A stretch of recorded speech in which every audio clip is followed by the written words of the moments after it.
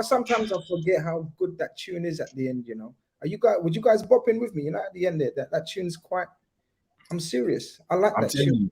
you, there could be a freestyle. You never know. I'm serious. Oh, is that it? Ooh, I might freestyle on that still. People, welcome to another episode of Post-Match Khanage. We are talking about, how you say this name? Greuther Fürth 4, Liverpool 4. I ain't even looking to Keith or Zuberi to correct me on that pronunciation, so I'm safe today. You know what I'm saying? Normally, I would look for people to correct me, but they can't correct me because they don't know themselves. People, we're here to talk about the aftermath. What did we learn? What do we already knew? What did we already know that was certified, so to speak, validated? We're going to go through the game. We're going to go through the key talking points, the selection, the whole DM scenario. Dare I say it, the players that we didn't enjoy watching, because I'm going to be vocal about a couple. And I think the Colonel's got, as usual, his own theories on a few things, but we're going to be going through it all. People, as you come through, welcome. Much love, much appreciated. Smash up the like button. I've got Goldmouth, Keith Cross in the building. What are you telling me, bro? Well, you know what, yeah. We don't have to really get the name right because someone called them Greuther Fürth. Okay. That's mad. That is mad. That wasn't that bad. That wasn't that bad. Nah, you did better than me. I call it them girth. It's not even girth. Yo, stop. Yo, you stop. You don't go that. All respect, all love in the building. Yeah. Before you get me in trouble and everyone else in trouble as well. We're talking all things Liverpool. Keith, yo, Colonel, what time was it in your places, man? When you watched this game, must have been when the game started. It's supposed to start at 7 a.m. and it ended up starting around 7:15, 7:20 a.m. But I'm up before the sun, you know what I mean? Got to put the prayers in and stuff like that. So yeah, so I was already out there. You're a colonel for a reason, bro. You're the man. People don't know that. You need to get up, rise and shine. You're the colonel for a reason, bro. People think you're a joke, but the game's the game. It is what it is, man. Listen, Liverpool had another training session, because that's the way I look at it, guys. I don't know about you, Keith. I look at another training session. But they're just televised, 45-minute games. Picks a variety of players mixed with youth experience. I want to take you to the first half. That lineup comes out. Did you see what you're looking? Was there something you was looking for? I'm gonna be honest. I was looking for the Trent in the DM. Is he gonna play again in the DM? Because you guys, I've been speaking about this theory about if Trent plays every game, and I said every game in preseason in the 6, I need to know what's Klopp got cooking. Was there anything else that you were looking for? So one thing I was looking for today was Conor Bradley's positioning, because I've got a theory that if the right back is still doing the Trent role, then I question whether Trent is going to be in the 6 long term or if he's literally just filling in because we've got zero no DMs. Yeah. So from a structural perspective, are we still? So I was looking at that. I was also listening. I'm just looking. I just was using my eyes here, just using my other sense, because Klopp made a really interesting comment just before the game started in his little pre-match interview. Go on. And that comment was, he wanted to hear a little bit more of the voice. He wanted to hear what was going on the pitch a little bit more. And I find that really interesting thing to say. It was something subtle, something light. If someone in the chat or who was also watching at the time has the actual transcript, but he said something along those lines. And it got me thinking, we as a fan base on social media, on the Khanage TV, we've been talking about this to no end, about voices and how important it is to have voices on the pitch, and how Henderson and Milner were two of the biggest influences with that voice on the pitch. And so when we've lost them, a lot of fans will turn around and be like, well, you don't always need that because we've got natural leaders in Van Dijk. But it was interesting that Klopp has alluded to that because clearly he's not maybe hearing something in the training sessions, and maybe this could be something of a question mark in terms of the preparation that's been happening. So, yeah, seeing Connor Bradley's position, hearing the boys on the pitch, those are my two things going into this. Colonel, I think Keith makes a very, very important and valid point, because massive point. Us fans only speak about the technical ability about a player. Everyone's going to get on the ball and just ball out. We don't need shouters. When I say shouters, directors, captains, leaders, discipline. But the amount of players that we've lost and the type of players we've lost, and we know the names. We don't need to go through the names. That's a whole heap of experience, leadership, and vocal cords missing there, because we know Milner, Henderson are loud mother.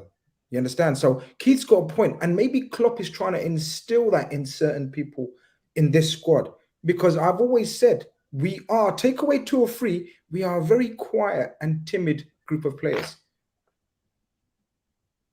I wouldn't put quiet and timid. I would put they understand their role, so they don't think they need to be telling. Grizz, you understand your job. I shouldn't tell you your job. You see what I'm trying to say? Keith, you understand your job. I shouldn't tell you. But then from the fan perspective or from the outside, people are like, yo, why they not communicating?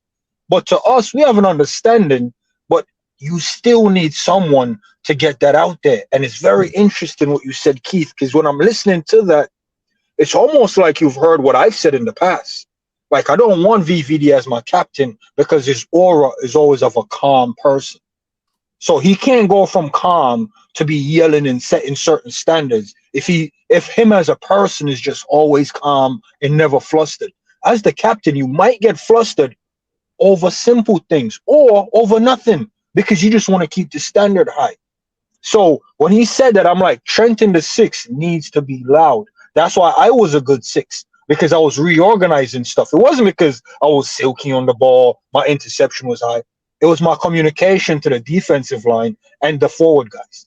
So that's why I was valued in the 6, just shouting orders. And I'm not even the captain, Grizz. The captain was some left back guy, but he was way too calm, reminding me of Virgil. So that's why I don't want a captain that's calm. I want the guy that's fired up and ready to go. And one of the things I'm glad to see, Gakpo in the 8. I've been telling people this guy. Yeah, because you mentioned that. Yeah, I know you're going to climb on this. This lineup is the lineup I asked for. He's been telling us this, Keith. He's been saying, watch out for Gakpo to play a lot of games in the 8.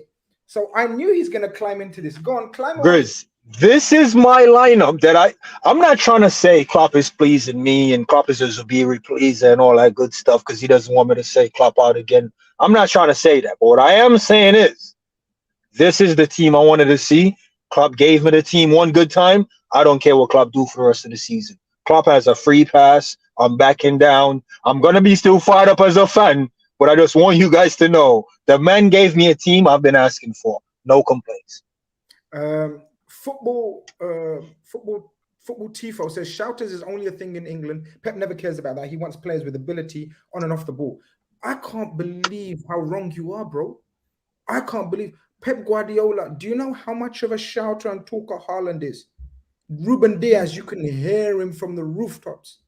Bernardo Silva, the little rat. Rodri is barking out orders left, right, and center and shouting. Every team must have vocal people in there, vocal leaders. Just a little segue before we get into the game, because we're talking about the captaincy and the vice captaincy. Guys, we know Virgil is going to be the new captain. I don't think I've asked you guys who do you think should be the vice captain. While you talk, let me bring up the poll that I've done on Twitter. Got like 10, and let's see what the results were. But looking at the players that we've got in our squad, Keith, what are you saying? Like vice captaincy, it's important, right? Or are we saying, nah, anyone? Oh, I think it's exceptionally important. You know, I think that the leader needs his right-hand man. You know, every leader needs their right-hand man. Every prime minister and president has a vice president or, you know, a deputy prime minister. You need someone that to confide in. Remember, captaincy is not necessarily, captaincy is not just what happens in the dressing room. It's the camaraderie, it's the connection between the players and the manager. right? It's the connection between the players and the club, the fans, the local community, right? It's a lot more than just putting the captain's armband on the Saturday and the Sunday and going out there and play. It's dealing with issues within the squad, what gripes people might have. You know, the manager turns to the captain, and the captain would in turn need to talk to somebody else as a vice captain. So, you know, I just wanted to kind of highlight that because, again, I think captaincies, talking, vice captains, I think there's a perception within the global football community that this is purely an English thing. But when you look at it, it's actually a global sports thing. It's right? a team thing. It's a team. In any sport, in any walk of life, when a team is involved, you need leaders. And one of the ways of leading, not the only way, and I'm not saying, you know, everyone needs to be a shouter, but being vocal, so to speak, and organizing, have the ability to organize. And not only on the pitch, I think you make another good point, Keith. Keith's making some good points today, man. What are you saying, man? What are you saying? But you know, but you're right. But even off the pitch, the organization, the meetups, if players have got a problem, you know what I mean? You can't always have a direct line to Klopp. Klopp's going to get tired, right, Colonel? Imagine going to every little thing. Yo, you know, I can't come to work next week. You know, my pets. I need to take my pet to the vet. Klopp ain't got time for everything.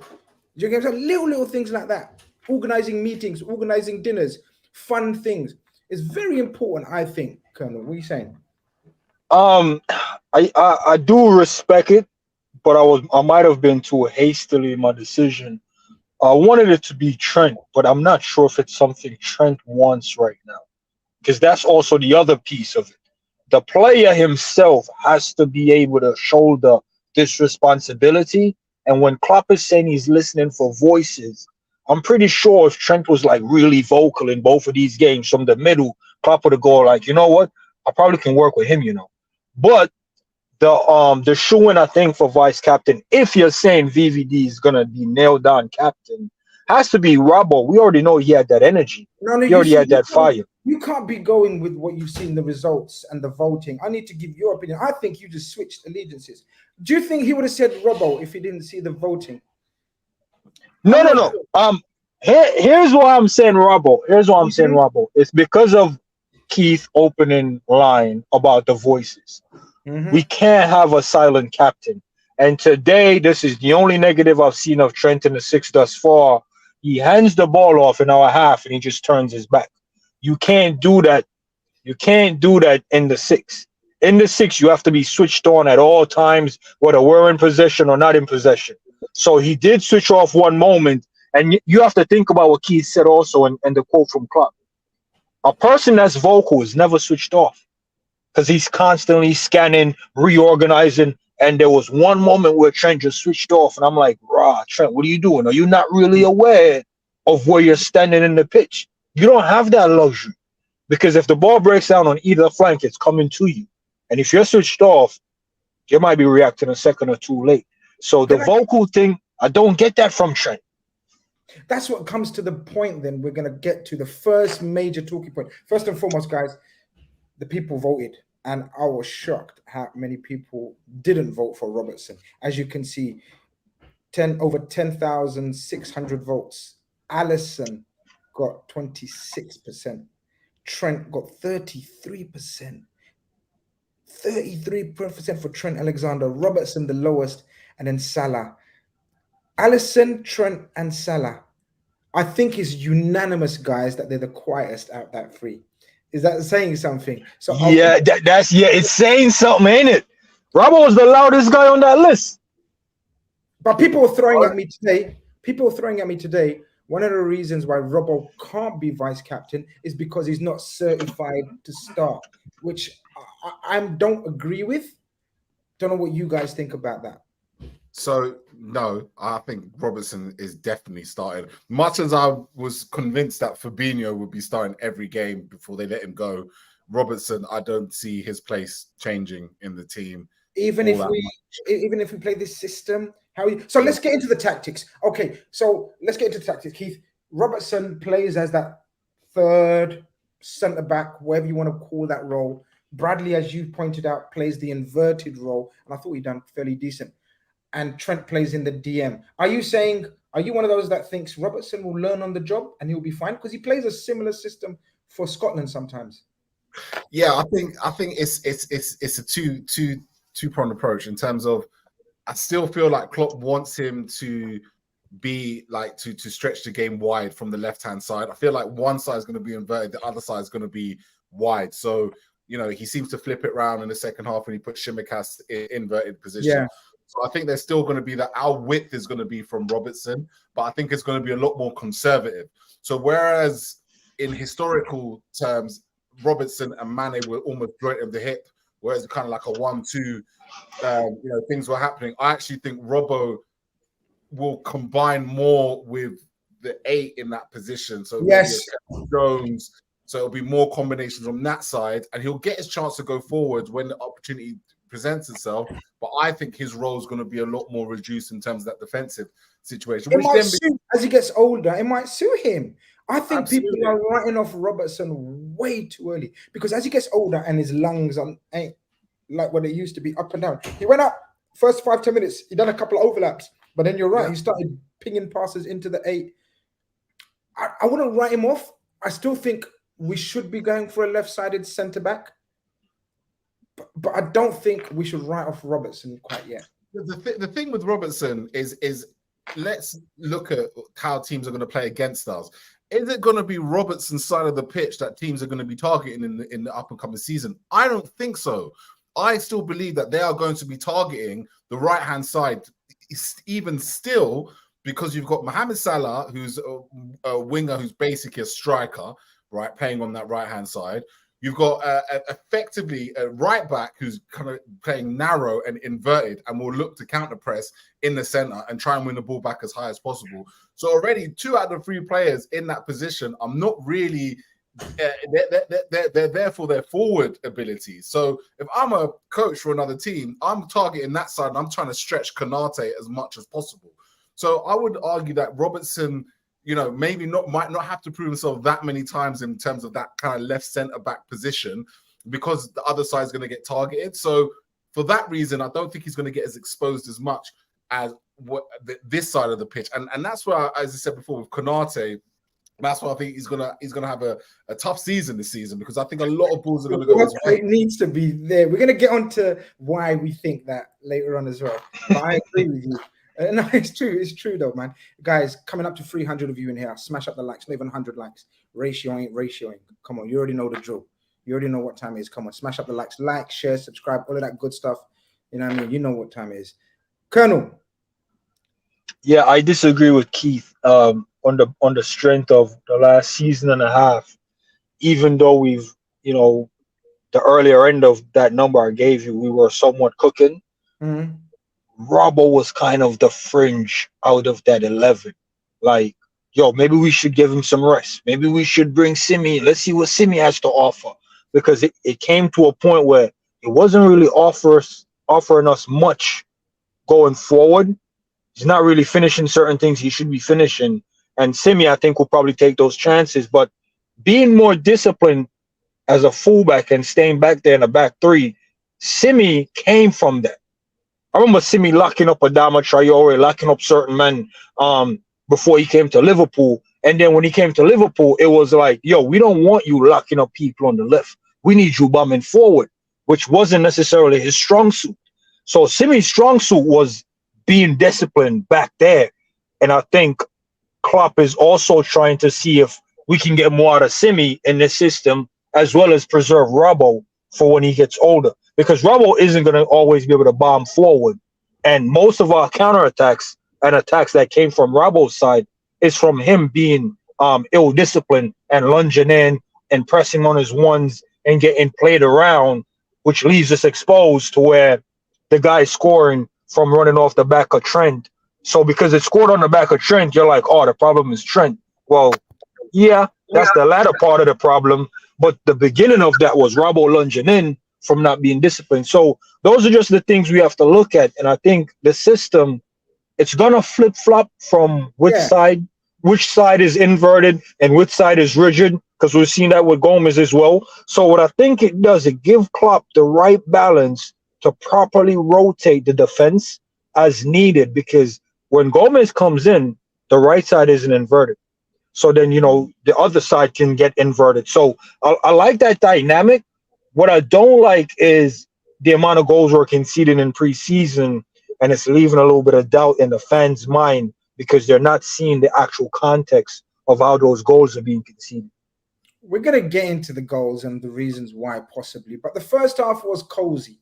The first half was calm. I liked the first half, Keith.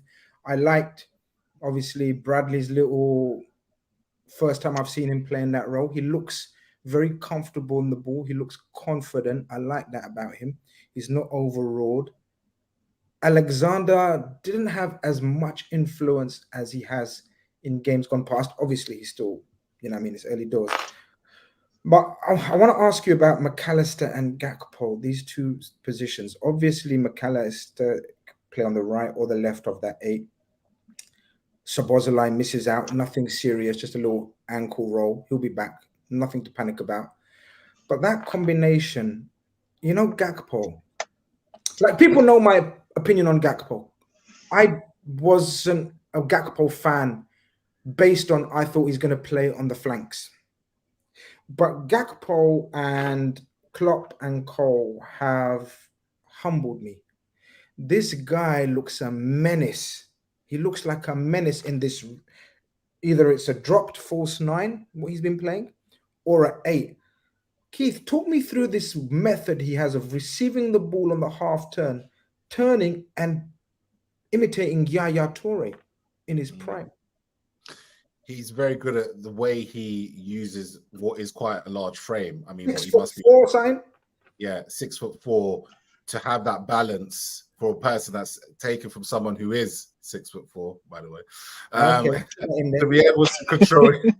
Humble brag, isn't it? But yeah, it's like to be able to control his body in the way that he does and receive the ball, kill not only the ball, but be able to kind of protect the ball, but be quick enough to keep it moving in the right spaces is what makes Gakpo such a brilliant footballer, and actually what makes him just as effective in his deeper role than he is when he's inside the box. I thought the biggest difference in the first half compared to the second half was Gakpo and McAllister and Jota, because I feel like between them, I think they just keep the ball and progress the ball better in central areas, and it feels a little bit tighter. It feels a little bit more, like as if there's a bit of patterns of play where we're going from defense to attack via Gakpo or via McAllister in a much more, smooth transition of play, as opposed to whatever that chaotic second half was, which we can talk about in more detail. So for Gakpo, I think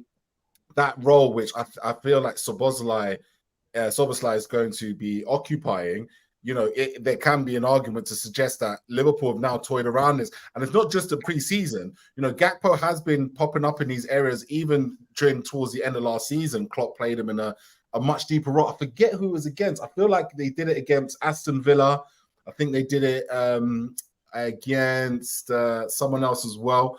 But I know that a few times Gakpo he did it from the right before, but he's played in this deeper role. And that must give Klopp a lot of confidence at how versatile he is, because maybe they might want to start Nunez through the middle, and they might want to start Jota, and they might want to start Salah, but then Gakpo can still get into the team because he could be, him and Szoboszlai could very easily intertwine in that position.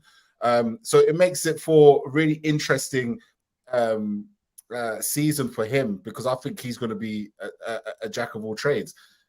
One thing, obviously, that will always concern me, I think, ultimately, is going to be in defensive transitions.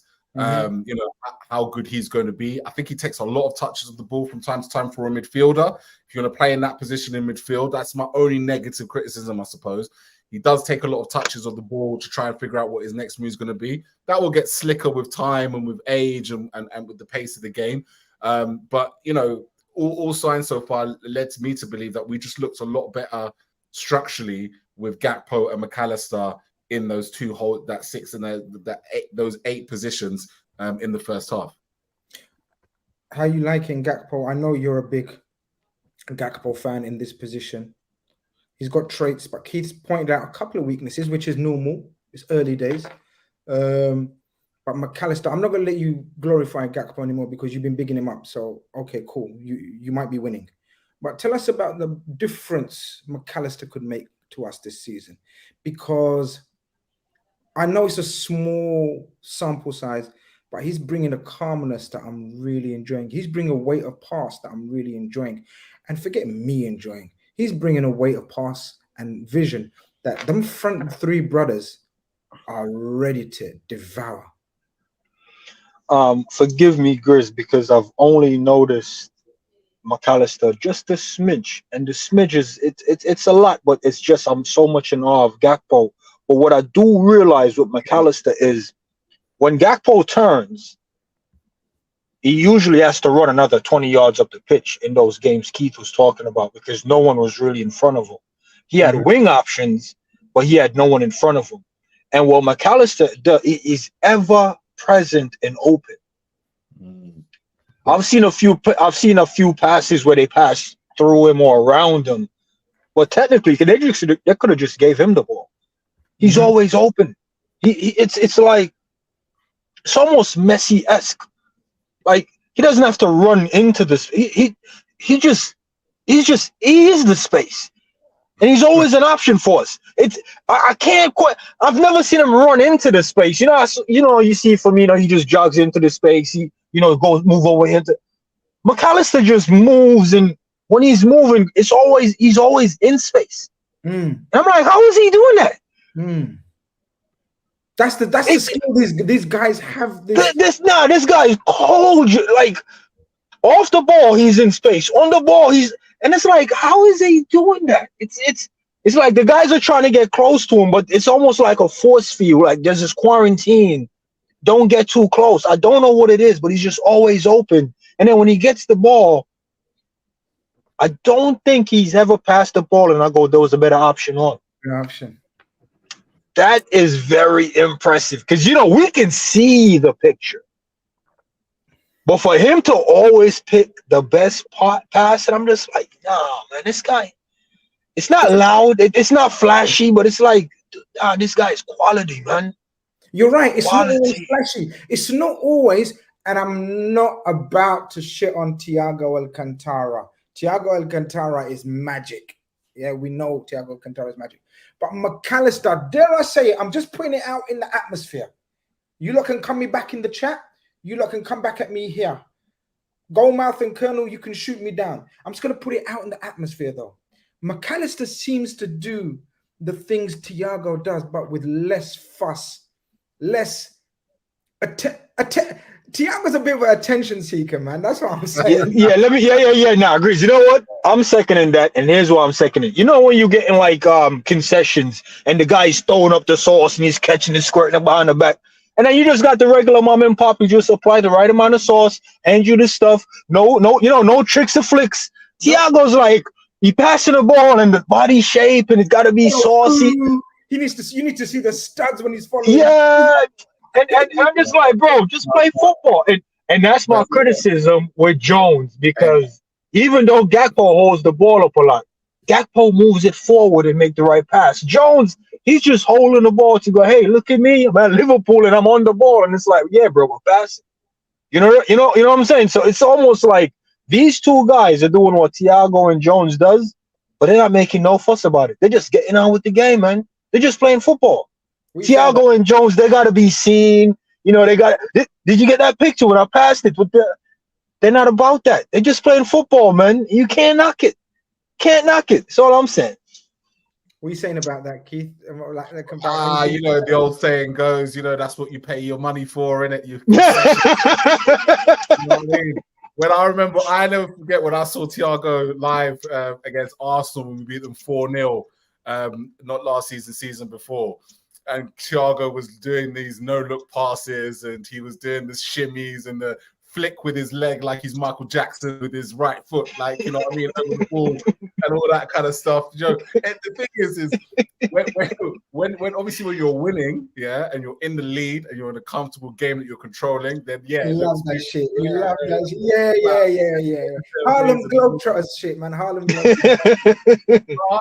But you know what I mean? Like when you use 2-3-0 to Brighton away from home at the Amex, yeah, that's when you probably don't want to see it. But you know what? It does really throw up a really interesting point that you made bringing in Thiago, because it sounds like he's probably going to be our only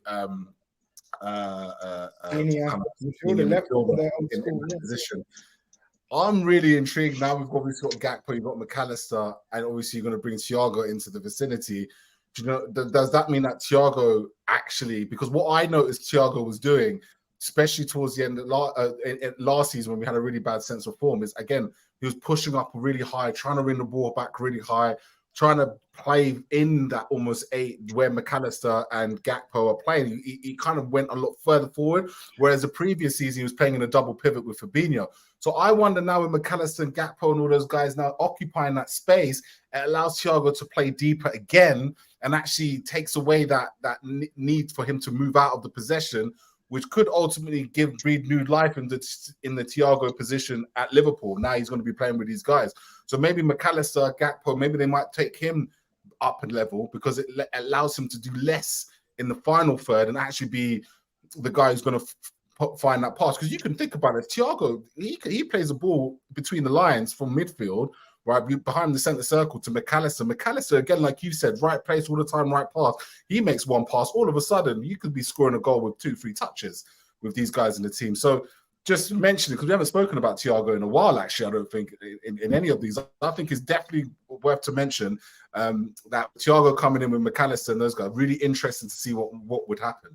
A lot less running as well, I think he'll do. So that's good for him. Definitely be good for him. Normally, our subscribers and viewers are so sharp as razor blades. None of them have spotted the glaring error in this caption. Like Salah didn't play that first half. It was young Ben Doak. Yeah, I saw it. I didn't want to point it out because I don't know. Because, sometimes you don't have the image of certain players. So you don't want to leave like a blank spot. So I didn't want to point it out. I need to speak on the power of Doak. We're going to speak about Jota and Diaz. Diaz scores a lovely goal, by the way. You want to speak on the Diaz goal? I need to see more of that. That's what Diaz was about at Porto. Diaz at Porto was direct and live. Diaz at Porto wasn't involved in linking up play per se, roaming. Diaz was very, very the Mohamed Salah of Porto. I need him to be direct. A lot of the times today, I love the way he got the ball and hit on business. Go straight for the kill. I need Diaz to do that more this season. He was unlucky a few minutes earlier, and then he just comes inside, does that crisp finish. He needs to do more of that, right? Yeah, silky stuff. It's not what I expected because after the injury, I don't know if he was going to be able to be brave enough because the way he plays, it's almost chaotic to where you're like, he's overrun that. But, he gets his feet there. I Salah with the twinkle toes and the quick feet. I'm not saying they don't have control because when they pull it off, you're like, nah, man, these guys, what he was doing. They make it seem like, he's lost it, so let me put my foot in. And then he just wins it before you. And so they're so quick with their feet. After his injury, I'm like, how is that going to affect him going forward? Is he going to still risk it? Is he still going to go in there knowing that he's going to get kicked and knowing he's going to probably draw some fouls? Like, he almost beat a defender who, in my mind, I thought he overran it. I'm surprised he got there and won it back. So for him to still be pushing the needle of that, man, big respect to him. And I take pride now knowing that I'll have him start. And I'm glad I put him in my starter because I need to see this. And I'm glad I saw it in preseason. I hope there's more to come. And I hope he kind of mastered that chaotic dribbling style that he has because we don't want him getting kicked down too early either, because I liked it. Look, it was much better asking for more. I get what you're saying, and I like that style. You're right. Just tempt the defender. Let him know the ball's there. He can win it, and then boom, gone. Keith, I've been talking about Ben Doak. I think you should remember. If you don't, I'm very disappointed. I told you, look, watch out, Ben Doak. Ben Doak, Ben Doak, Ben Doak. Are you seeing what I was seeing yet? Or are you just saying, relax, Chris, calm down? He's a youngster. We've seen so many youngsters come through the rank. We've seen so many, glory kids like, these are the ones. I'm seeing something different from the ones that we've seen. I'm seeing, gone. What are you seeing? I'm seeing. First of all, I was blown away that this kid is 17 years old. Just turned 17 as well. Just turned 17 years old. Deep that. Just turned 17. I'm gonna deep it a little bit. 2023, yeah. and he's 17, 18, 19, 20, 21, 22. So he was born in 2006. Nah. Yeah. 2000. What do you mean? Do the math. Wow. Man. I mean, listen, when you're getting old, the math don't sound right. I remember because now I feel old, man. Now I feel old. Because here's the thing, I was 17 back then. Yeah, bro. It doesn't sound real. Yeah. So 2006 he was born, yeah. And let me tell you, Liverpool have had a lot of players in this position over the years. Asaidi, I don't know why he came to mind, but he's one of them that have come to mind. There's many like wingers that have popped. Jordan Ibe, he's another one that's Markovic. But the one thing I love the most about Ben Doak is, like, you know, when he gets the ball, like, you think something's going to happen. You don't quite know what's going to happen, and I don't think he knows quite what's going to happen just yet. But something's going to happen, right? Yeah, and I think his low sense of gravity, his skill on the ball, the way he manipulates the ball, the way he goes past players. I mean, he's going past senior pros here, and he's making it, and he's eating them for dusk. And you know, it's not even a criticism really, because I'm like, you're 17 years old and you're picking up the ball and doing this against, again, all right, yeah, we might have played a team that plays Bundesliga 1, but at the end of the day, that's the equivalent of the championship. And I'd hazard a guess, if Dirk was given a season in the championship, he'd tear it apart. I think, you know, he's got, and why I say all that is because obviously I think his end product, when he figures it out, when he figures out the timing of that pass, when he figures out the timing of that shot, right? Yeah, it will come. But he is tenacious, he's vicious, he's got a streak in him as well. I remember watching the under-7, the UEFA Champions League. Fight. He was ready to fight. And come out with a mark on his eye, like after they won the penalty shootout. Rambo, came out like Rambo. Yep, yeah, he was on it. He was on stuff. You know what I mean? He gets involved. You know, he's got a bit of an aggressive. And it was interesting. Klopp made a comment. What did he go? He goes, "Wow, the current and the future of Scotland linking up. Wow, like, you know, for Klopp and Doak. So for Klopp to make that statement about Doak, and for Doak, as I said before, 17 years old, yeah, and this is now his second pre-season with Liverpool, I believe, because he did go out with them last season as well when he was 16. Liverpool. Okay, we've been corrected by Leighton P. He says 2005. He's 18 in November. All right, don't spoil the fun, innit? Yeah, either way, 2005, man. I just finished my GCSEs, so yeah. Exactly, same thing. You know what I mean? I'm hurting. Yeah, look, to be able to be part of this, you know, played the senior football last season in the League Cup as well. Just to be around the place, I think is a massive coup. And I think there's something to be said in Liverpool outlays on players like Ben Doak, because they've just done it again under the radar. They did it with Bajcetic, right? They done it with Doak, and they've just done it again. Don't know if that's something we're going to cover a little later on the sly. They've just spent 800 grand on a kid from Wolves who's about 14 years old, and who's very highly rated, left-sided centre back. Funny enough, Liverpool FSG have been shopping in this market, paying quite big fees, right, for teenagers ultimately, and they've been doing this for a while. And I'm just interested to see. Like, I know we say that our academy maybe doesn't wheel out, you know, all of these superstars, but maybe they've looked at what Manchester City have been doing, and maybe we're starting to copy something similar, because we seem to be paying some big money for teenagers.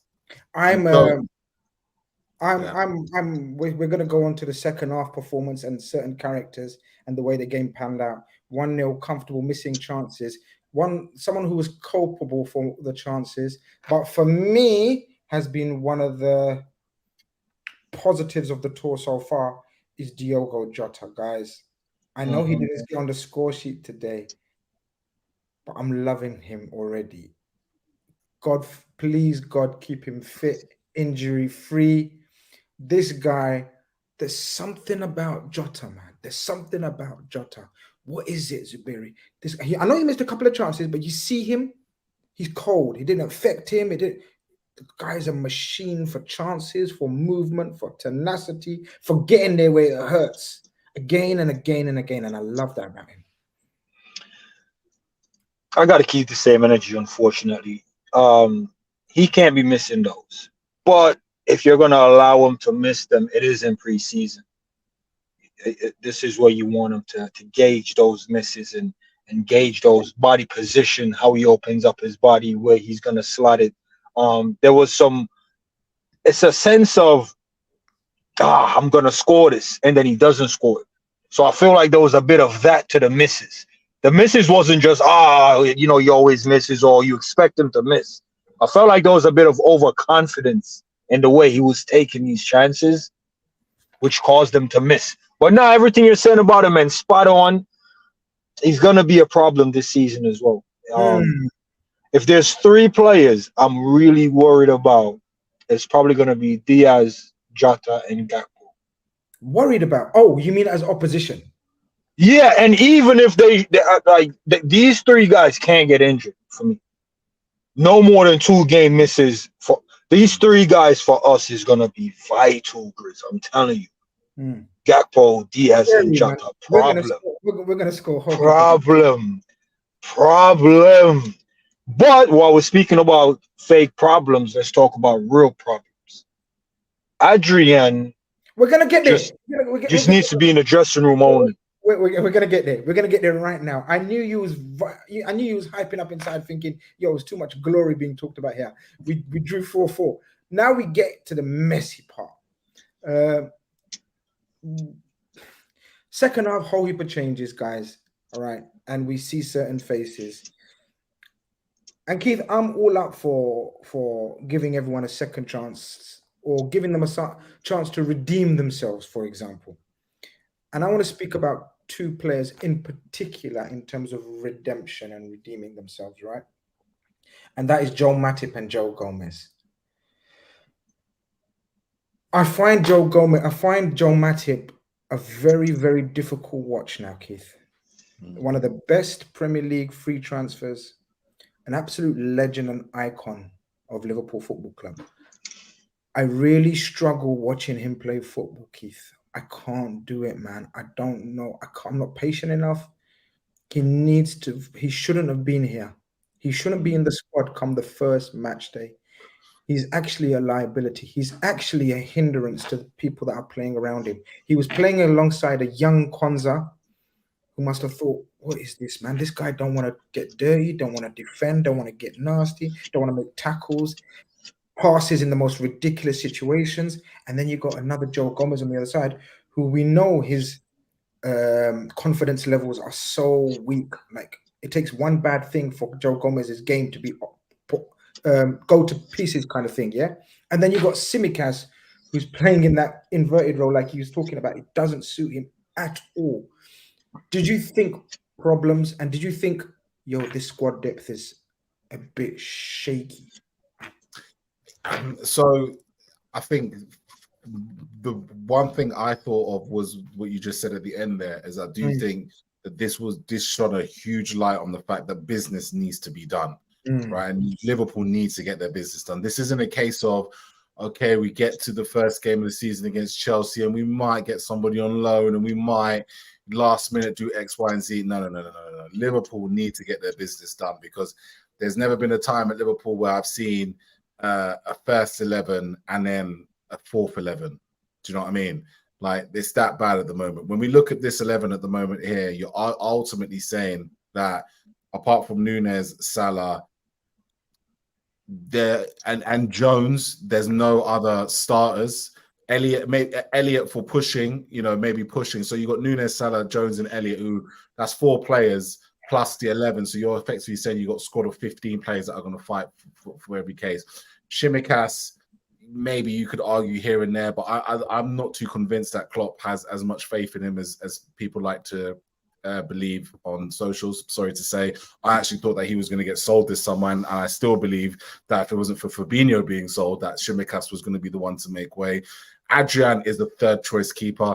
I'm not that bothered. I mean, it's very absurd. You got a lot to say on it, because I could tell from when you mentioned him. I don't really care about, like, you having to rely on your third choice goalkeeper. Then we are. Got 20 minutes. Man got put on for 20 minutes because he's just a number in my estimation.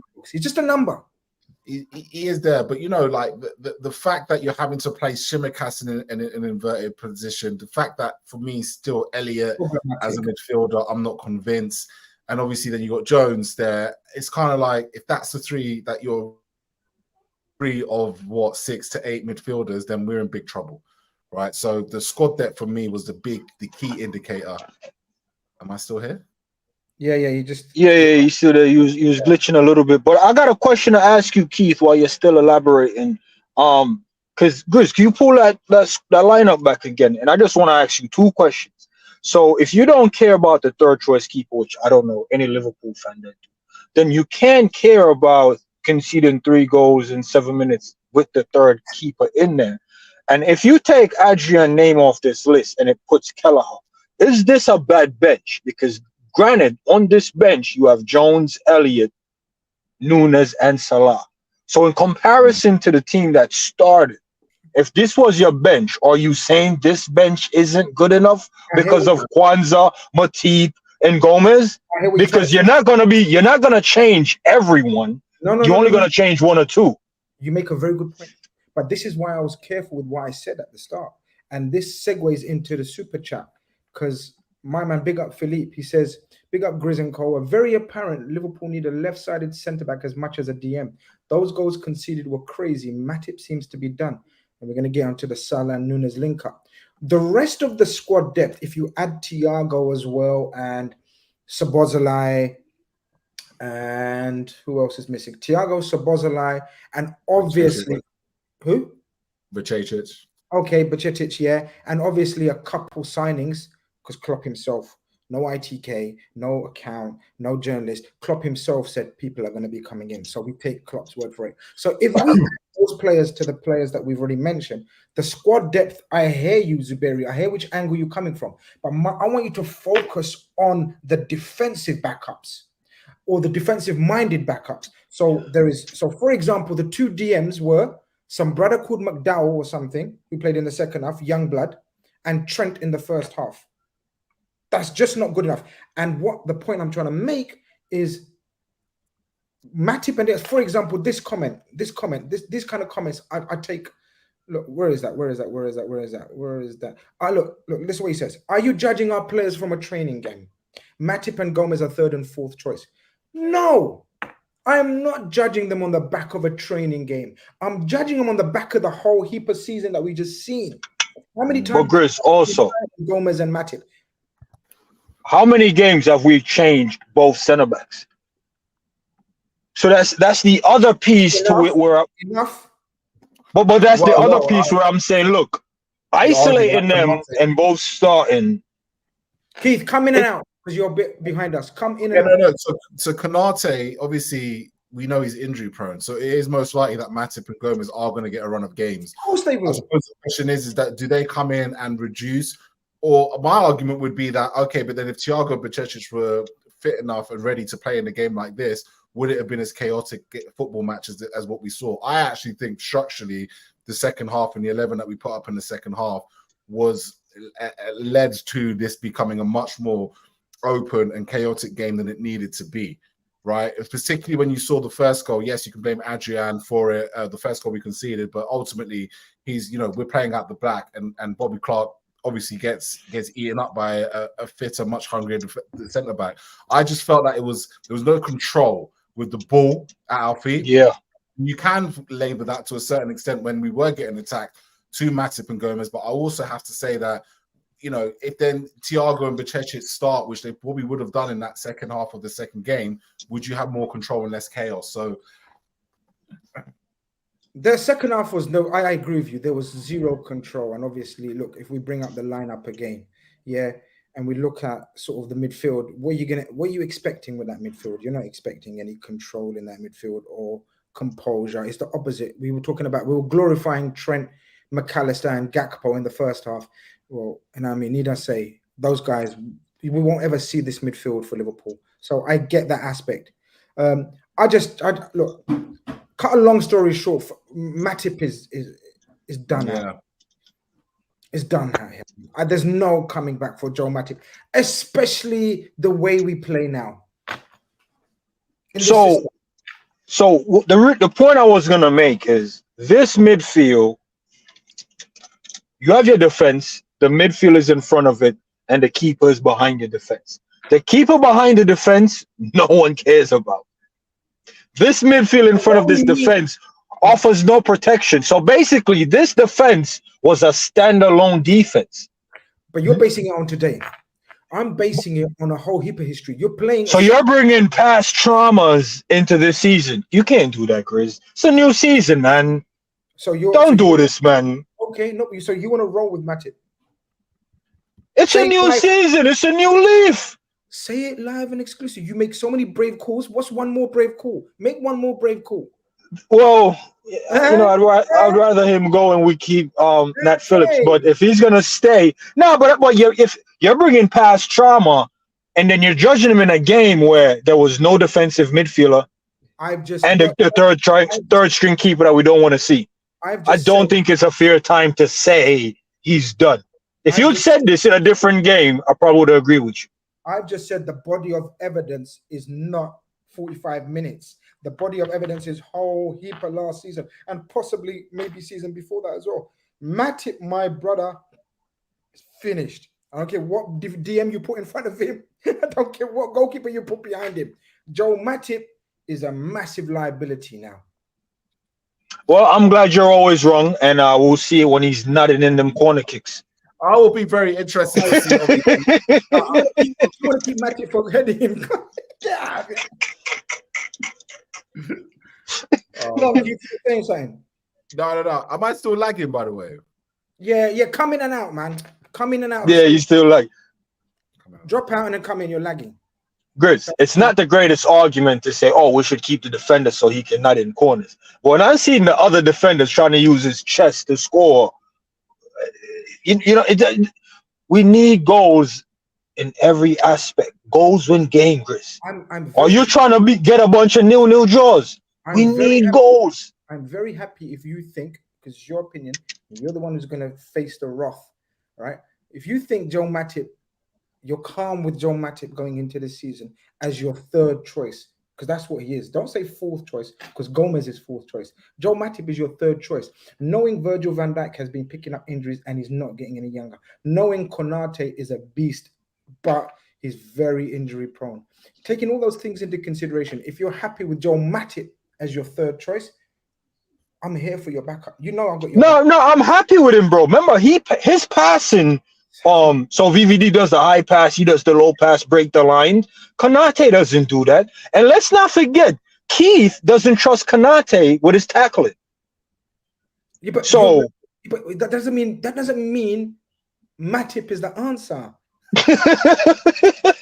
Well, I think am I not lagging now? Yeah. No, you're good. You're good, Keith. You're good. So for me, the answer to the question, I just don't think we're going to find that this summer. I mean, what Matip is? This is his last season, last 12 months, and he goes off into the sunset. So I believe you're definitely going to get your wish, but I just can't unless, hey, Grizz, you got some contacts in Saudi Arabia who want a Mirandering centre back. No, come on, man. But the problem, because that's the only way you're getting rid of him this summer. Only way. It's the only way you're getting rid of Matip is if someone says, yeah, here's 10 million. You know what I mean? You know, sometimes you look classy on the board. And look, I love Joe Matip. I ain't about to shit on his achievements and what he's done for my club. He's an absolute legend and one of the most friendly, lovable guys, as we can see from all the socials and behind the scenes stuff. But it's time. If we've been ruthless in midfield, and we've been hella ruthless, why are we not being ruthless at the back? And I get it, it's too much. Well, Grizz, who would you replace or whose backup are you looking for? Because it can't be Ibu, he's young. So are you looking for VVD's backup? Yeah. Okay. Yeah. Or Matt, no, I don't care. You know this left-sided and right-sided centre-back? I'm not convinced that we only need a left-sided centre-back. Me personally, I would get rid of both, Gomez and Matip. But that was at the start. It's too late now. Don't get me wrong. I'm not saying go militant and get rid of everyone. It's too late now. It's way too late. I'd stay Gomez because of the way he played in the second half. How did you guys think he done in that right back role, inverted, whatever you want to call it. I think that's his way forward. I think his international career is done, and I think he has to accept that. If Gomez can accept that, I will not get an England call up because I'm playing second fiddle to one of the coldest right backs in England. Yeah, if he forgets England early, I think Gomez has a lot of trophies to be lifting at Liverpool. But if he's still trying to do that impressing stuff, it might weigh and plays on him in games. And like I think Keith mentioned earlier, when he has that one moment or that one mistake where he just starts overthinking, overanalyzing, and he looks a bit discombobulated, like he's not fully there in the moment. He just needs to zone in on his Liverpool performance. And if that gives him a call up, great. If not, he still needs to be able to take that on and just push forward, man. All right, listen, Matip, Gomez, all right, no problem. See, look, Adrian, we can talk shit about him and honestly, forever and ever. Forget him. You know what I mean? The only thing I want to ask you guys is, if he's the third choice, we can't afford to sell Kelleher and not bring in someone, can we? No, absolutely not. No, absolutely not. We can't afford to select Kelleher. But you know what? At the end of the day, I always identified Kelleher, maybe Shimikas as players to go to kind of generate revenue. I think since Fabinho and Henderson's situation, I think those plans have been stripped back because there was a big talk about Kelleher going at the start of the transfer window. We've not heard any whispers since. I can imagine regular football every Thursdays, Europa League, League Cup, FA Cup. I think he's going to have enough opportunities to play football. And let's be honest, Alisson is not always the fittest goalkeeper in the world. No, man, he's got some weird voodoo around him. He gets injured for a keeper. He's mad injured. He's the Naby Keita of goalkeepers. I'm telling you, I've never seen a keeper get injured. It's all that barbecuing he's doing or something. Yeah, man. I'm telling you, it's crazy. It's crazy. But no, I thought one thing I wanted to obviously, you know, some positives. Obviously, there were some positives. Well, we're gonna come to the positives now. Yeah. 100%. Sorry. Yeah, no. If you're all right with it, I got a question for you guys actually, and it's this. And I got cooked on Twitter. Someone said I'm ridiculous for saying this, so that won't be the first time you've been on. I told you exactly. Why will go on camera and be ridiculous? But did you feel like just the chaotic nature of this game and the way it was stretched suited Nunez's game more than maybe the first half, the way we played in the first half? I'm coming to this right now. This is a sick point, and I know we're nearly sick segue. No. This is segue of the year. Segue of the year. But this is it though. This is so complex to work out now. So we know the second half was all about Salah and Nunez link up. Everything else was butters. Everything else was nasty. But the Salah and Nunez was sick. Now, they played a ridiculous high line, and we had no control in midfield. Keith's right. There was no interplay. There was no method to the madness. It was boop, boop, boop. Elliot, by the way, Elliot was crisp with his passing and his touches. Shout out Harvey. Yeah. Because, you know, you got to remember, he just come from the under-21, hardly any training sessions. Boop. Lovely little cameo. But Keith's got a point, and I think he's right. And this is why I'm not totally convinced about Nunez. I know he's going to be good. I know his numbers are going to be good. I know 100% he's going to be better. But he thrives when it's madness. How much madness are we going to play every week, Colonel? Are we looking to do a madness every week? I was actually rooting for the madness because let's be honest, Liverpool fans, we love that rock and roll football. Remember when Klopp introduced the rock and roll football? It's just end-to-end stuff. Oh, that's when Robertson was born, off that rock and roll football. So we love that. So if this is the only way we can revive this Nunez 9 thing, Chris, we don't have a choice. Because here's what it comes down to. Well, we do. We do. Jota. No, but here's what it comes down to. Are we going to play test cricket or we're going to play a one-day cricket? Because that's what it comes down to, you know. Okay. That's what it comes down to. And here's what's cold now. The best guy to lead the charge on this rock and roll end-to-end chaos is Salah. Salah also thrives off this. Salah loves this. This is prime Salah moments. In space, he'll murder you. Think about it. This is also prime Salah moments. So and that's why I think that link up was called with the chaos, you know, because they both feed off this. They can't do the test cricket, come in there, stick to the shit. They don't quite fit it. They get isolated. They look all out of place. They're not in the right moments. But the one day where you're just coming in and swinging, they love it. They love that 2020. Here's an example, yeah. From Luton, shout out Ibra, he says 2020 cricket. That's what I'm saying. That second half was 2020 methodical build-up. We're talking about McAllister's wisdom, Trent's passing and technique, Luis Diaz. Second half was madness. But Salah's understanding, and you know, this season could see, Keith, could we see a different Salah that's not bothered about goals as such? Because something gave me the feeling that he's all about assists as well. And that's a dangerous Salah. When Salah becomes a playmaker, that's a whole different Salah. Well, it's probably one of the most underrated versions of his game. It almost disgusts me when I listen to pundits talk about Salah and never reference his creativity, his way of passing, his eye for a pass, his ability to play link-up play. You know, it's always about, oh, yeah, well, Salah's a bit selfish because he scored hundreds and hundreds of goals. Yeah, but Salah's also got, I think he was only Kevin De Bruyne last season that had more assists in the Premier League than Mohamed Salah last season, right? And he was still, and I'm pretty sure that his contracts has goal bonuses that are so lucrative that you would want to be scoring goals every single game. You would probably want to be goal hanging for the amount of money he probably gets paid per goal. So you can always understand it in that sense. So you know, he deserves a lot more in that respect. I think you may start to see Mohamed Salah allow, because you've got your Diaz's, you've got Jota, you've got you've got a lot of players making runs in and behind. If they want to, his link-up play with Nunez, if he wants to be, he can be a playmaker for Nunez, in my opinion. But I actually think that them two, even last season, showed a lot of connection. You know what I mean? I felt like them two, they notice each other's play really, really well. I just think that Nunez was put into those positions enough times, and his composure let him down.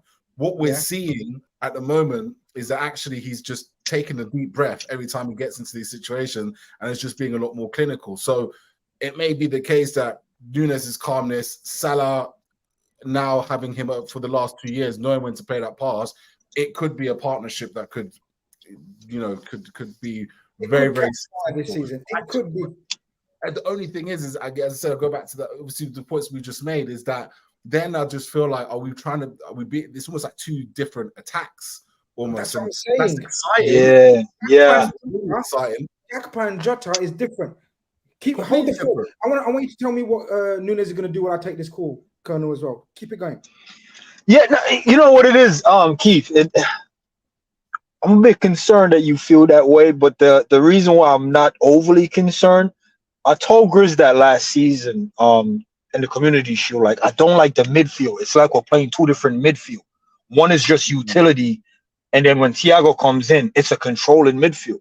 Like, you can't just go from, controlling the utility room in the hotel to the penthouse managing the hotel. That's you know what I'm trying to say, Keith. There's levels to how you transition. And I was telling Grizz, I don't see the middle layers going up there. But in this attack and the way we're attacking, they're both efficient because we're seeing goals from both of them. You know what I mean? My only concern, what I think most fans' concern is, do we have the right defense to support both of these different styles of attack? That's a great question, actually. And also, do we have what midfield fits best with the attack? Oh, yeah, because we haven't seen the second midfield as well. So, but this one, wait, are we short midfielders then? Because now I'm starting to think we're short. Well, here's the question though. Then I have to you guys in the chat then, because Nunez and Salah started the first game with McAllister, Trent, and Szoboszlai. And Clark, Szoboszlai. Now, the way we played that game for the forwards, because it was Diaz, Nunez, and Salah, versus the way effectively the first team midfield played with Jota, Gakpo, and Jota, Gakpo, and Doak, what in terms of that build-up play and attack, which midfielders suited more? And I would argue that the midfield suited more of the Diaz, Jota, Doak, or Salah. You could probably put him there anyway. It suited it more than the Nunez. That's what I've seen. If you're going to make any comparisons between the two games, that would be the comparison I'd be interested in seeing. I did see a difference in our build-up play and attack in each game. I actually thought it was more effective in this game with that midfield for those players. So be interesting to see how this kind of carries on. I want to get to this point, and somebody makes a good point, because imagine how dangerous Nunez is going to be with the new offside rule, as I believe is in effect from European competition this season. Can someone confirm that if it's in effect? I am in the mud because I have no idea what he's talking about with that new offside rule. Okay, so there's a new offside rule that you're only deemed offside if someone's going to tell us the exact law. The whole body. It's like the whole body has to be offside. Yeah, like yeah. Foot. Oh, so they're not going to be doing the lines thing then? No, they're going to do the line things, but these close calls where it's just a shoulder or your foot or a big toe, and that's out of it. Okay. None of that. Apparently, it's not in the top leagues yet, but okay, soon come. And when that comes through, there was a Keith. I got a question for you now, man, because you got me thinking now, man. Two super chats before we go through. Redbird says, "Why was Joey captain? It should have been Salah." I didn't even notice that. Was Joey? He was captain in both games in the second half. Very telling as well. Okay. and Jono says Nunez is going to cook this season. Just on the back of that, how many goals is Nunez scoring, my brothers? He scored 2-1. So it's 3-2. How many is he scoring this season? Oh, how much is he scoring this season? I'm going to put a cop out in there. I'm gonna put a cop out in there. That's not like you. No, because here's the thing. When I say you will understand, if Nunez doesn't get 25, Jota will get 25. Oh. So it's basically I'm saying 25, but if Nunez miss, just know Jota won't. That's all I'm saying. And the king? The king, I'm rooting for 25 assists. Oh, you're getting the assist way. Yes, I'm going the assist way. You know what's so funny? I bet he's going to be banging down the door for Klopp to play every Thursday, man. Because like I said, Salah's going to want 6 a game. No, he's got to behave. Listen, are we in agreement that he's got to step away from the Europa League every year? No, I don't. I disagree. Oh, shit. Okay, here we go. No, I listen. No, I disagree. But him stepping away. Carabag away, okay. Yes, I know. What was it? Jota against Michelin or some team who didn't need to play. Yeah, I know the energy, right? But what I'm trying to say is, this guy is already a club legend. We don't have to measure him up against the other legends. He's already a club legend. And one thing you do want is that guy on the front line. You don't want to see the colonel cocked up in the tent and soldiers dying on the front line. You don't want to see it. We don't want to talk about if he was there. He's here. Put him out there. We don't have to play him full 90 every Thursday, but he needs to be there is what I'm saying. Keith, obviously, that's all I'm saying. Keith, you obviously disagree. I mean, to travel. Yeah, you know, I won't begrudge you that. You know, to travel, to be on the bus, to give Ben Doak some much needed pep talks before the game. But I don't want to see Salah playing until at least the last 32 quarterfinals or something. Knockout stages. You know, is there any records that he needs to beat? In the Europa League or in Europe, maybe. Maybe, I mean, Europa League, if he wants to kind of smash some records. I mean, he can get a golden boot in the Europa League. He can get, the golden assist boot in the Europa League. These are all accolades that I think he'll value. No, I need him out there, man. I really do need him out there. I don't want it to be a season where Klopp plays the youngsters and then we get knocked out of the cup and then we'll just be like, oh, well, he was measuring the youngsters. I don't want that type of season, man. I don't want that type of season. That's all I'm saying. I have standards, man. Yeah, we'll discuss that as it gets closer. Exactly. We discuss what our hopes and aspirations for the season as we go along. Okay, so look, the game finishes 4-4. We know it's a whole heap of madness. We know. I've highlighted who I want out of the club. I don't often say that, but I'm done with Matip. Simic, it's too late though. What I'm trying to say is it's too late to get rid of these players. We know the most glaring thing out of the whole game tour situation is we need some DMs and we need them ASAP and urgent. There's no way you disagree with that, Colonel, is there? Or are you I do, because as Keith had my brain cells firing, I just remembered we didn't have Thiago and we didn't have Basecchi. And I think in this chaotic type of second half that we witnessed, I'm of the strong belief that they would have been up to the task today. They could have been. No, we're not talking about today. I know you're not talking about today, Grizz, but looking at our options, you want to go into looking at our options, we only need one more player. Two. We only need one more. Keith, 1 or 2? Oh, it's definitely got to be 2. I think okay, so let's talk minutes, trolling, right? He's trolling. We know he's trolling, David. If we're talking minutes, you've taken away Henderson's minutes, you've taken away Fabinho's minutes. Okay, Oxlade-Chamberlain, Keita, you maybe didn't play as many minutes, but then what about James Milner? James Milner played a lot of minutes last season. People forget, right? He had to come in a lot. So, combine Milner, Keita, and Ox's minutes last season, and along with Henderson and Fabinho, that's at least 2 players. That's this is what we need. One ready to go player, one ready to go, one project player, and both have to be. When I say, I don't mean DMs per se, even though DM is the way of defining them, but defensive-minded midfielders, physically robust midfielders. Again, we will walk through in that second half. I know none of them are going to play, but even the ones that will play, I can't see them stopping those transitions. I don't want to be transition like we done last season, man. You're trolling, Zuberi, if you think that. But one person who I think is done out here, who I don't think is going to play under Klopp ever again, is young Fabio Carvalho. He's gone to Leipzig on loan. He came out with some comments today where they asked him, did Klopp advise you about your future plans and to take up this option with Leipzig on loan? He said, no, I didn't really speak to Klopp. And I think that's the best way for me to become more mature. And then he said up some things about I was bought to play as a number 10 when they don't even play as a number 10. He's done out there. He's done out here. Fabio Carvalho, you don't talk about Klopp like that and have a future. Nah, man, we can't slate the kid for his honesty, because we all knew it. And Grizz, I said something earlier, you might not like this, but it's just the truth. If you're gonna criticize, like, I know you guys don't, but I'm just saying for the fan base, you guys probably see them on the spaces. I'm not on the spaces, but they do come to me to rationalize what they put on the spaces. And some things they'll put on the spaces, oh, we don't like this space Trent can see on the right. We don't like the way Robbo's playing. We don't like the highline. Everything that they're saying they don't like is the actual way Klopp wants to play. So if you're not Klopp out, which I'm not saying anybody should be Klopp out, then you can't be complaining about the way he plays. If you're saying Klopp in, I trust in Klopp, why are you criticizing the way he sets his team up? That's how he sets his team up.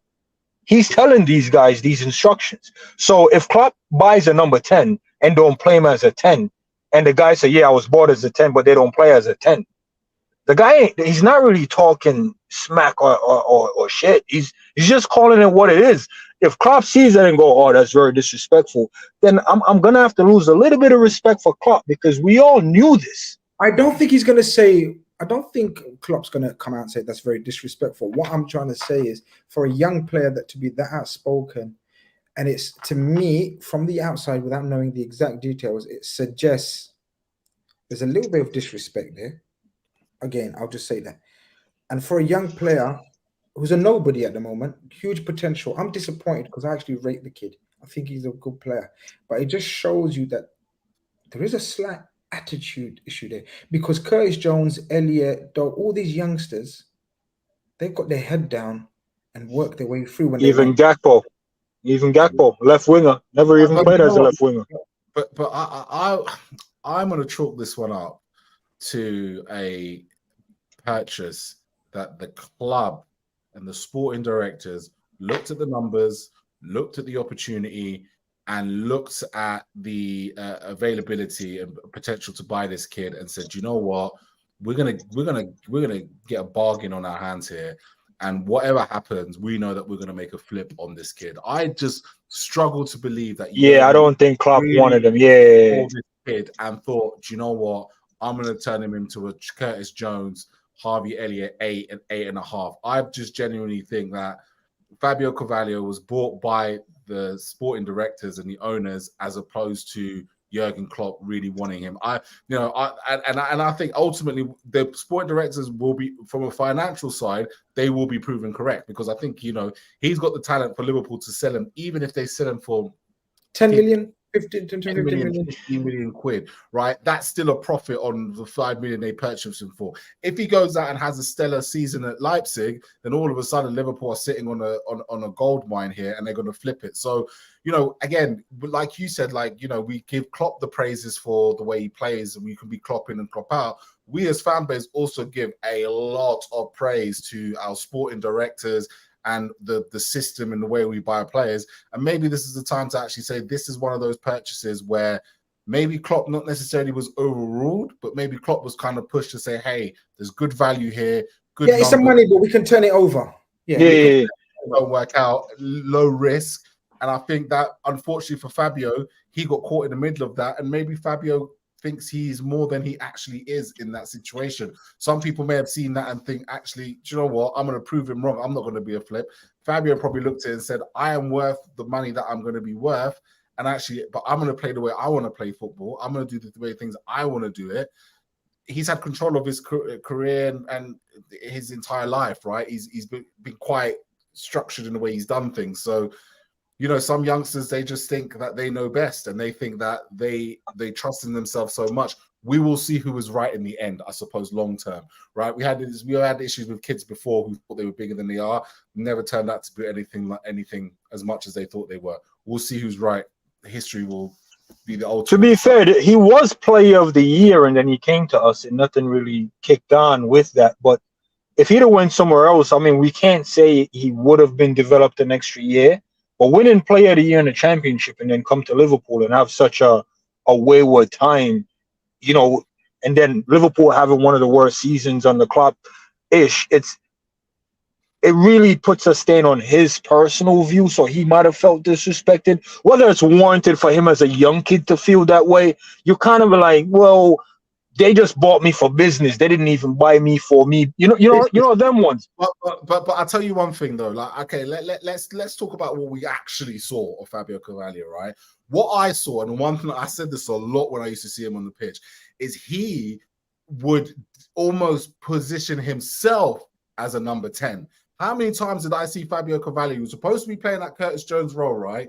That role, that kind of that third midfielder, that 8 role that was supposed to occupy the left-hand side of spaces, whether it was to come inside or occupy the left-hand side of attacking. Go back and watch Fabio Carvalho's matches for Liverpool. He drifts into number 10 positions so many times and did it so often. I kind of thought, but can I say something there? He's not. Can I say something there, guys? This formation might have suited him with the 2 floaty 10s, floaty 8s as one of them. Patience is a virtue. Man wasn't patient. Well, we don't know if it was him or Klopp said, no, not even that role. You know what it is? You know what it is as a professional, Grizz? Because we talk about professional sports and professional player. Here's what it is. Gakpo, he's a left winger. He's came to Liverpool. He's playing 9 and false 9. I'm telling you, I want to see him as an 8. Man is like, Zamiri, are you mad? Man is a left winger. And I'm like, shut up, bro. The man can be an 8. And I'm seeing this guy not in ball out to 6. So what I'm saying is, yeah, for Carvalho is a 10 and he got player of the season as a 10. Bro, come to Liverpool and do it in an 8. You're always going to find yourself in the 10 role anyway. We're going to actually track back, be defensively aware and stuff like that. This is adding to your game, not taking away from it. And to your point, Grizz, when players kind of got that chip on their shoulder type of thing, sometimes it's best to just let them go off. No words. Just just go off. If you think you are who you say you are, go prove it to me in the world. Because either way, we're gonna win. Yeah, 100%. So, I think that's the case with Fabio Carvalho. But listen, people, we've come to the end of the post-match carnage. We know that Liverpool now head off to Singapore on Thursday, I believe, and then play Leicester, Bayern Munich, and then end the tour with Darmstadt. I believe 3 games left. We're far from ready. the squad is far from complete. We know in the next 3 weeks we need a minimum of 2. Ignore Zuberi. Everyone knows we need a minimum of 2 players to come in, whether that's 1 centre back and 1 DM, or 2 DMs and a centre back, or a fullback, depending on the Trent intriguing scenario that's building up in my head. Maybe it's just my head, but people, you've been wonderful viewers, wonderful subscribers, wonderful chat. The Colonel's been giving his wild hot takes. Which one was it? He said Matip. That's it. This today's highlight was Matip is calm. He's good with Matip. Keith, of course, thank you very much for your input. We'll be back hopefully with some transfer news this week. Fingers crossed, prayers up, all of that business. Confirmed news? Is that what you're saying? Confirmed news? No, I'm done with that shit. I'm done with that confirmed news. I ain't confirming shit. This club is a humbler. This club is a humbler. But we hope to have some solid information on transfers incoming. And of course, we know that outgoing, they're going to be finalized, the Fabinho and Henderson. And then we hope to have incomings, because trust me, we need some incomings after that performance. Thank you very much, people in the chat. Mods, you guys are great. I need to mod up a few more people, man. And let me know if you want to be modded up on the next chat. Any more super chats? No, we're done. All right, people. Love, peace, and tranquility. Bless up.